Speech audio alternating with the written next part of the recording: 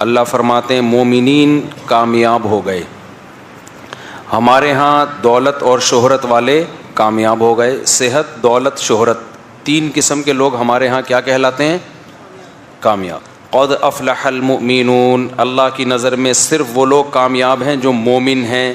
مومن سے مراد اللہ پر، اس کے پیغمبروں پر اور اس کی آسمانی کتابوں پر اور آخرت کے دن پر ایمان رکھتے ہیں. آمنت باللہ وملائکتہ وکتبہ ورسلہ والیوم الآخر والقدر خیرہ وشرہ من اللہ تعالی والبعث بعد الموت، جس کو ایمان مفصل کہا جاتا ہے. تو اللہ نے کیا فرمایا؟ قد افلح المؤمنون. یہ مومنون کو واضح کرنا ضروری تھا نا، کہ اللہ فرماتے ہیں کامیابی کی سب سے پہلی شرط کیا ہے؟ ایمان. اور ایمان کا مطلب کیا ہے؟ ایمان مفصل. اس میں نہ اہل حدیث کا اختلاف، نہ دیوبندیوں کا، نہ بریلویوں کا، نہ حنفیوں کا، نہ شافیوں کا. تو اتفاقی چیز ہے اور وہ اسلام میں داخلے کے لیے وہی کافی ہے. تبھی جب بھی کوئی غیر مسلم مسلمان ہوتا ہے تو ہم اس کو وہی پڑھاتے ہیں. آمنت باللہ وملائکتہ، میں اللہ پر ایمان لایا، اس کے فرشتوں پر، وکتبہ، اس کی کتابوں پر. آمنت باللہ وملائکتہ وکتبہ ورسلہ، اس کے تمام پیغمبروں پر، والیوم الآخر والقدر والیوم الآخر، اور آخرت کے دن پر، موت کے بعد دوبارہ زندگی ہوگی. اور اس میں ختم نبوت بھی شامل کر لیں. شروع میں علماء نے اس لیے شامل نہیں کیا کہ یہ تو ایسا اجماعی عقیدہ تھا کہ 2 اور 2 4 کی طرح نا، کچھ چیزیں ایسی ہوتی ہیں جو واضح ہوتی ہیں، لیکن اب چونکہ قادیانوں نے ایک لفڑا ڈال دیا ہے تو ختم نبوت پر ایمان بھی غیر مسلم کو کہلوانا چاہیے کہ میں محمد صلی اللہ علیہ وسلم کو آخری نبی مانتا ہوں. اسی طرح عذاب قبر کا عقیدہ، یہ بھی قرآن سے ثابت ہے، حدیث سے ثابت ہے. اور والقدر خیرہ وشرہ من اللہ تعالی، اچھی اور بری تقدیر دونوں کس کی طرف سے ہیں؟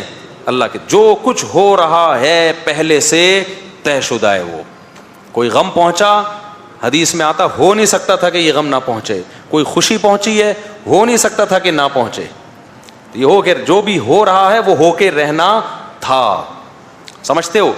تو کامیابی کی پہلی شرط یہ والا ایمان ہے. سمجھتے ہو؟ آگے اللہ فرماتے ہیں دوسری کامیابی کی علامت الذین هم فی صلاتهم خاشعون. ایمان کے بعد سب سے پہلے کیا ہے؟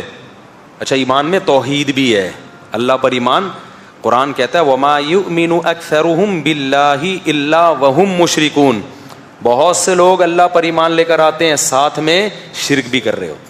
عیسائی بھی کہتے ہیں ہم ایک اللہ کو مانتے ہیں، پھر کہتے ہیں عیسیٰ اللہ کے بیٹے ہیں. اللہ کہتے ہیں اس ماننے کی تکلف کی ضرورت نہیں ہے، جب بیٹا تو اسی کی جنس میں سے ہوتا ہے، تو اللہ کا تو مثل کوئی بھی نہیں ہے. لیس کمثلہ شیء، اللہ جیسا کوئی بھی نہیں ہے. بیٹا باپ جیسا ہوتا ہے کہ کہتے ہیں نا ناک دادا پہ گئی ہے، آنکھیں، اور شرارتی اگر ہو تو بیوی کہتی ہے بالکل باپ پہ گیا ہے. ٹھیک ہے نا، بالکل کس پہ گیا ہے؟ باپ پہ گیا ہے. تو بیٹا نہیں ہو سکتا اللہ کا کوئی. تو عقیدہ توحید ہے، اس میں یا اللہ مدد ہوگا یا رسول اللہ مدد نہیں چلے گا، یا غوث آدم مدد نہیں چلے گا، قبروں سے مانگنا نہیں چلے گا. اگر کرنا ہی ہے پھر اللہ کہتا ہے پھر یہ مجھ پر ایمان کے تکلف کی بالکل بھی ضرورت نہیں ہے. دوسری کامیابی کی علامت، پہلی ایمان جس میں عقیدہ توحید سب آ گیا. دوسری بات، نمازوں میں خشوع پیدا کرتے ہیں. جس کی نماز میں خشوع نہیں ہے اللہ کی نظر میں وہ کامیاب نہیں.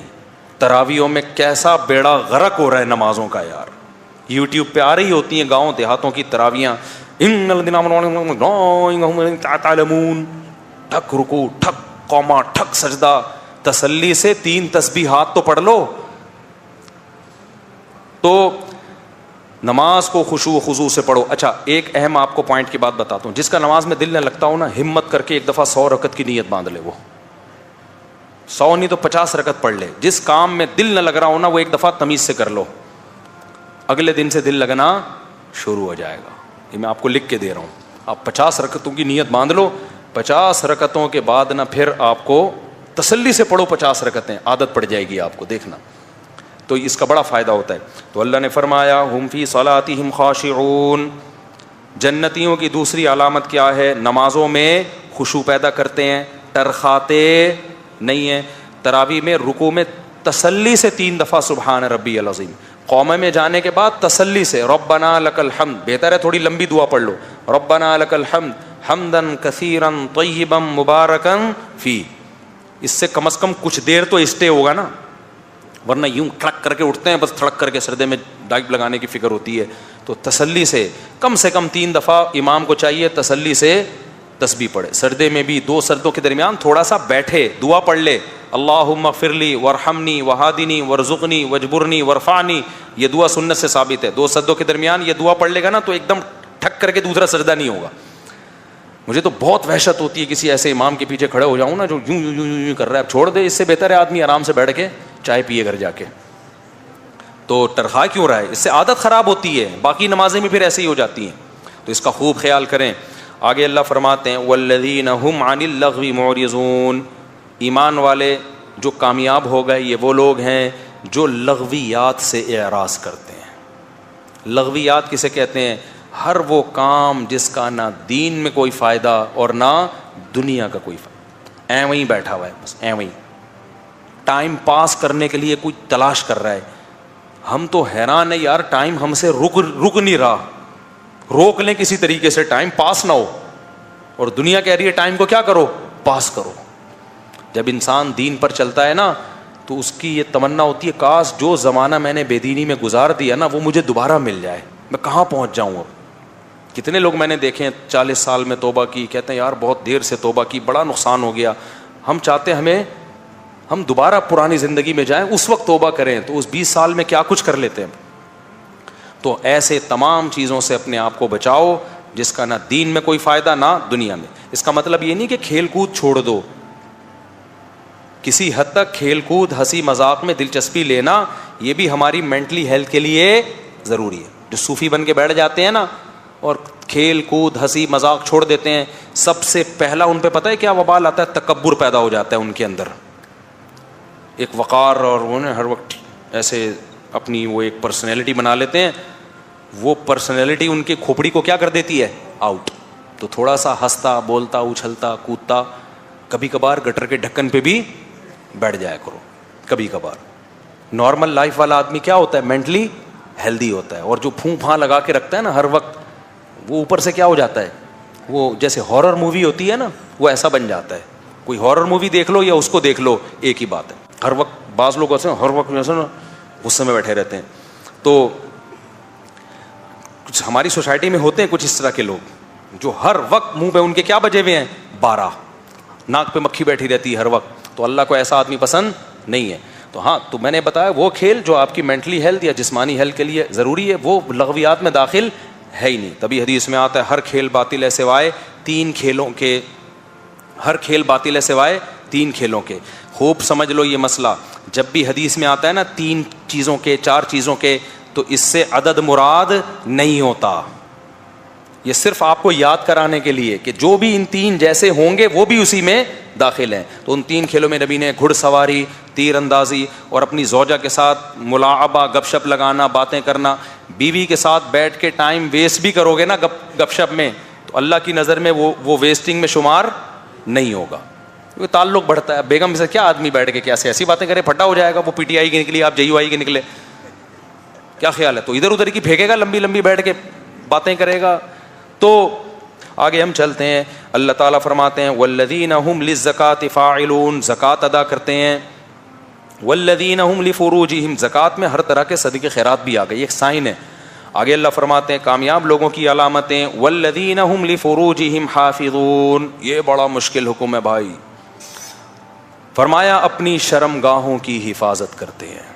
شرمگاہ کی حفاظت میں آنکھ بھی داخل ہے. بری نیت سے کسی نامحرم کو دیکھنا، اس کی باتوں سے دلچسپی لینا، سننا، اس کو ہاتھ لگانا، ہاتھ سے لذت حاصل کرنا، یہ تمام چیزیں والذین هم لفروجہم میں شامل.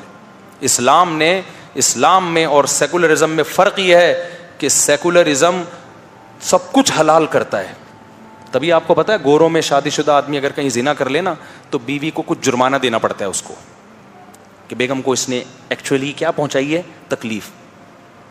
اور بیوی کر لے تو 50 روپے جرمانہ دے گی اپنے شوہر کو.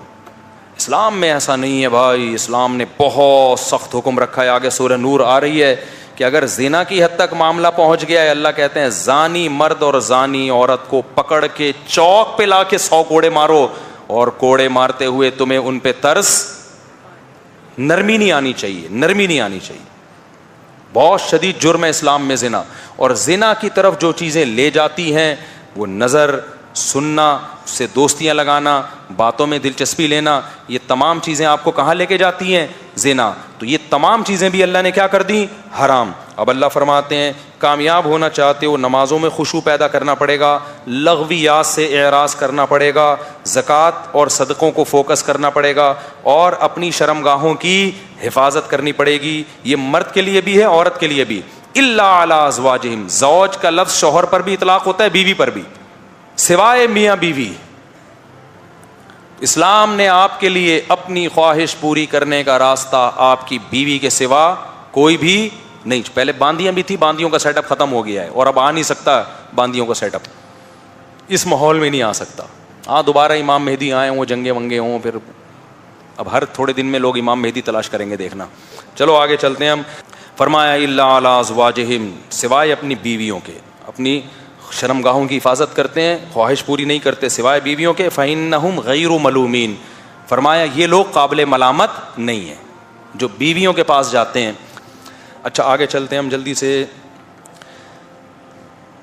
والذین هم لأماناتهم وعہدهم راعون والذین هم علی صلواتهم یحافظون.